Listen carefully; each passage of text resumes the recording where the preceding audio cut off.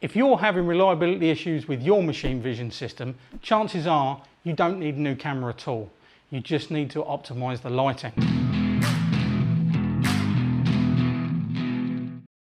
Lighting is the most important part of any machine vision system. It ensures that we get a nice, even, consistent image part to part. The biggest culprit for causing problems with machine vision systems is ambient light.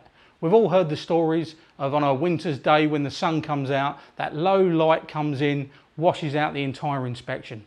We're then having to go onto the camera, adjust exposure levels or threshold levels just to make the camera run reliably. The good news is this is a really simple problem to solve. Most vision systems are supplied with white lighting, and this isn't always the best.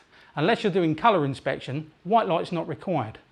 So if you can choose a coloured light, red light, blue light for instance, we can then use a corresponding bandpass filter on the lens. Now a bandpass filter filters out all other wavelengths of light other than the light that we're producing. So it eliminates all ambient light. It could be something as small as that that transforms your machine vision system.